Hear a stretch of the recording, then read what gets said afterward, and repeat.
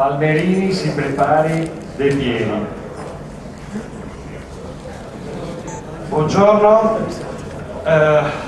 allora io ho sentito parlare di tante cose, alcune interessanti, però va bene, stiamo andando in bancarotta, ormai questo l'abbiamo capito tutti, c'è 1 milione di inutili statali, c'è 1 milione di falsi invalidi, finanziamento partiti condannato dal Tribunale Europeo, c'è 22.000 guardie forestali in Sicilia quando il Canada ne ha 5.000. Stiamo andando in bancarotta per questi problemi, ma in realtà ce ne sono di molto più grossi. Se è vero quello che ci ha detto la Marina Staccioli, che io ho sentito oggi per la prima volta, mentre tutte le guardie statali e tutto il resto ci costano 10, 15, 20 miliardi all'anno, qui ce ne fottono 100 in un colpo solo e altri 10 ogni anno. Cosa? Chi? Questa usura mondiale bancaria che ha portato alla bancarotta gli stati preunitari per rubare l'oro. Garibaldi era uno pagato per fare questa roba qua. Su YouTube trovate dei video dove spiego in dettaglio. Allora io adesso vi faccio capire una cosa semplicissima. È una notizia che non troverete da nessuna parte e che spero il giornale ne dia visibilità. Allora, avete sentito da Report che il Monte dei Paschi ha un buco di 35 miliardi, è andato a farsi ridare dalla Banca Centrale Europea, li ha pagati all'1% e poi subito dopo, la settimana dopo, li ha dati allo Stato italiano, cioè noi, e li paga al 6-7%. Quindi su 35 miliardi sono, se non faccio male i calcoli, 2-3 miliardi all'anno. Hai voglia statali parassiti a pagare con quei soldi? La Monte Paschi dovrebbe già essere dello Stato, perché se sei fallito ti mando in fallimento e ti compro con una pipa di tabacco. Invece guardate, articolo 123 del Trattato di Lisbona dice che la Banca Centrale non può prestare i soldi agli Stati, la Banca Centrale Europea, ma li può prestare a una banca dello Stato.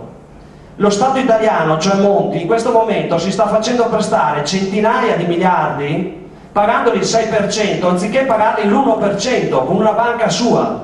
Lo capite cosa stanno facendo? Il debito pubblico nasce da questi falsi in bilancio. Il debito pubblico è stato creato per renderci schiavi, per chiudere le nostre aziende, per renderci nell'obbligo di dover pagare l'usura mondiale.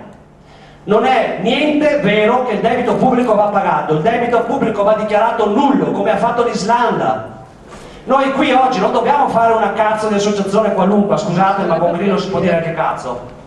Non dobbiamo fare un partitino, dobbiamo fare un governo di liberazione contro questi usurai. Dobbiamo dichiarare che Berlusconi è ineleggibile, che le elezioni sono false, sono state truccate, c'è sui giornali anche oggi che hanno falsificato le firme. Le elezioni sono nulle, il governo è nullo, noi siamo lo Stato.